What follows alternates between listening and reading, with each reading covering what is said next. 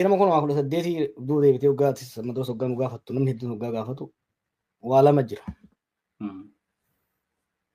Qabsoon qeerroo sadarkaa saffisaa ta'ee fi gatii madaalawaa ta'een jijjiirama fiduu isaa bu'aa tarsiimoo ta'uusaa namni ni fudhata.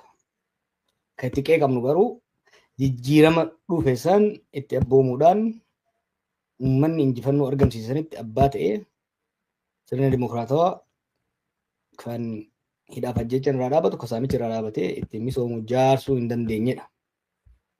Jijjiirama fiduu hin danda'ameera. Jijjiirama san bakka barbaadameen gahuu hin danda'amnedha. Qeeqa kana eega fudhanne amma kan godhaa jirru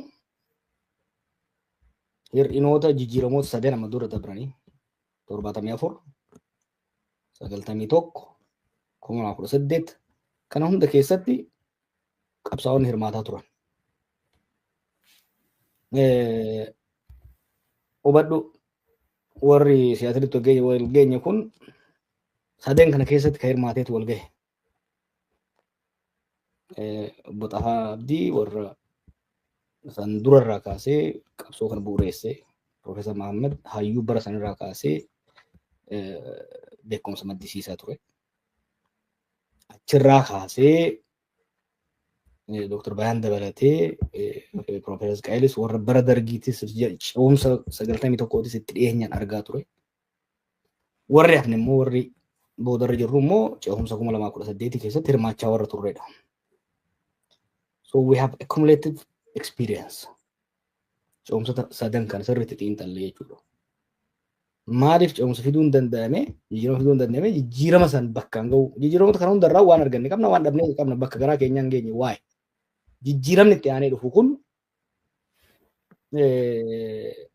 rakkoolee amma duraa sana akka mudanneef maalirratti qophaa'uu qabna. Tokko muuxannoo mataa keenyaa experience sharing tokko san. Lammaffaa naannolee garaagaraatitti biyyoota garaagaraatitti ce'umsota milkaa'anii fi ce'umsota gufatan laaluudhaan maal irraa baranna kan jedhu hojii gaafataa jechuudha. Akkuma jenne waltajjii kanarratti kan hirmaatan hayyootaa fi hoogganoota. Sattuu combination maaliif mariin kun marii beekumsa irratti hundaa'edha.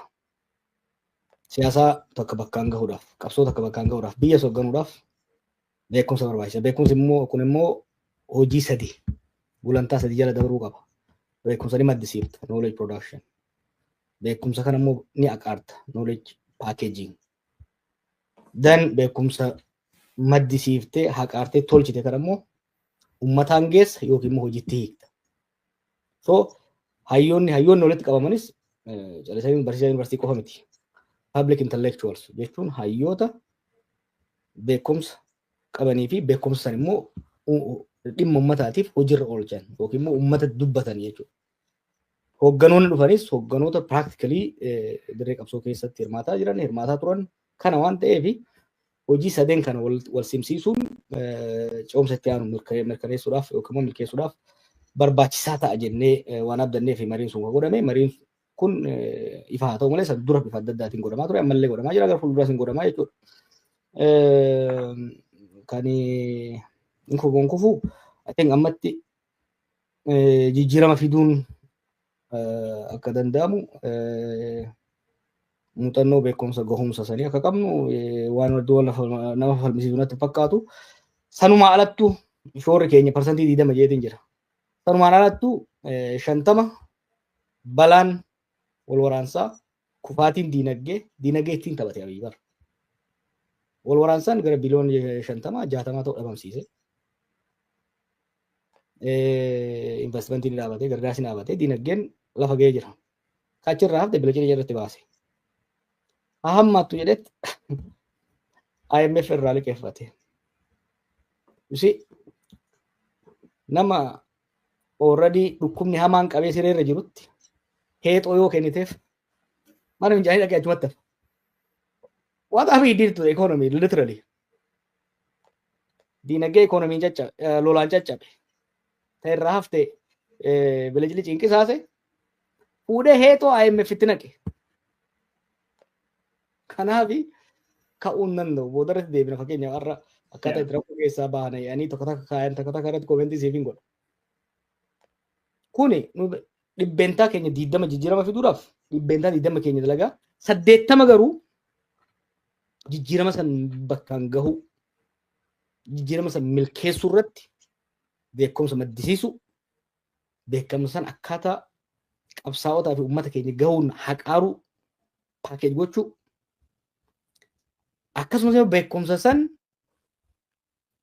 sadarkaa adda addaatti warri miidiyaa gara miidiyaatiin warri waraanaa gama waraanaatiin warri birookaasii gara birookaasii warri dippiloomaasii gara dippiloomaasiitti hojiitti akka hiikan gochuun barbaachisaadha. Maaliif ce'umsa itti aanu irratti hojiilee gurguddoo dalagamuu keessaa tokko biyya du'arraa baraaruudha.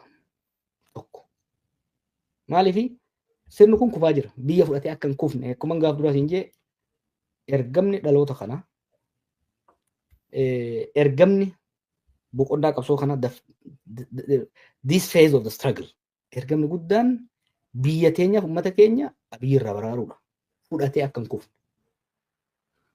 kana jechuun biyya du'a oolchuudha itti aansee biyya ol dhaanuu qabda life saving first then treatment and recovery kanaaf biyya du'a barii isaa san biyyi gara wal waraansa hamaatitti waraansa gaa jennu uummata kana akka malee destroy godhanii jiran sirna biyya sanii biyyi akka malee laaffatee jira biyyi laaffatte sun jeequmsa hamaa seentee akka baddaan hin bittinnoofneef uummanni keenya akka addaan hin bittinnoofneef the day after maal ta'uu qaba ka jedhu mari'anne the day after maal ta'uu qaba second erga du'a oolchine hoo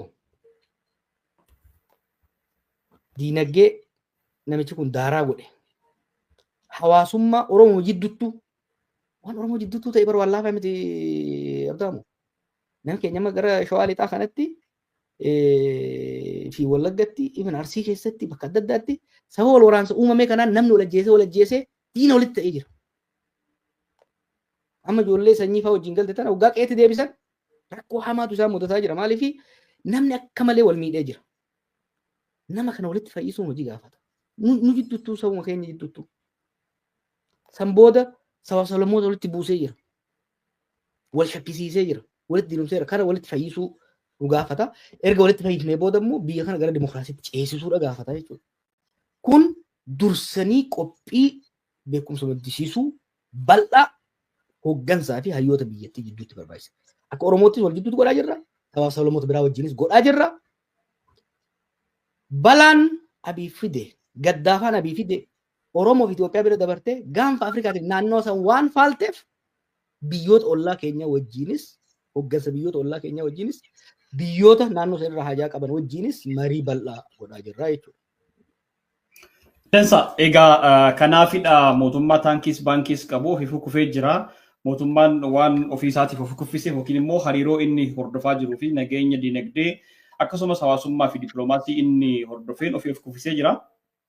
Taankiif baankiin inni qabus harkuma isaatti akka ofiin of rukutu godhee jira. Kanaafidha jijjiirama isaa boodatti mari'achaa jirra kan jedhudha deebiin keessan jechuu kooti. Profeesar gama keessanitti dhufa ganarratti waan dabaltanuu qabaatanii dabaltu. Hariiroon immoo mariin saboota biroo wajjin taasifamaa jiru. Maali hiikaan isaa jedhu? Maal deebiin keessan? Maal hiikisaa jettee?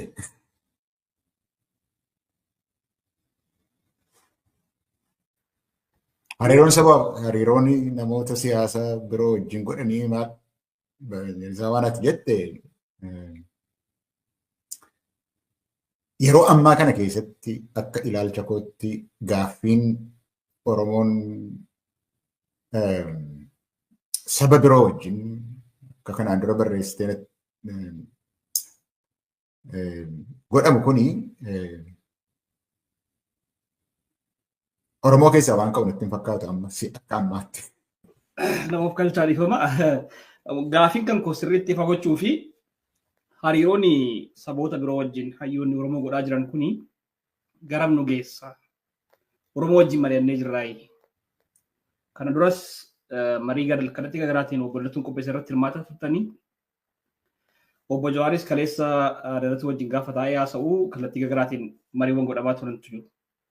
Kuni Oromoo wajjin dura fixattaniiti garas deemtanii qabsoo Oromoo fuutanii warra Amaaratti kennaa jirtan moo wanti isaa wajjin godhaa jirtan kun maalidha dhagaafin isaanii sirriitti fagoochifachuu kooti itti fahu.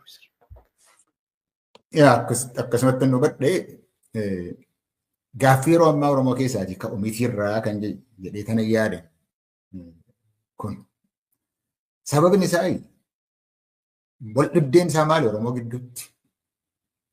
Mooraan siyaasaa qabsoo Oromoo gidduutti wal dhibdeen jiru maali? Kan irratti mari'atamee Oromoon irratti walii galu maaltu jira kan irratti waliin galamin? Qabsoon Oromoo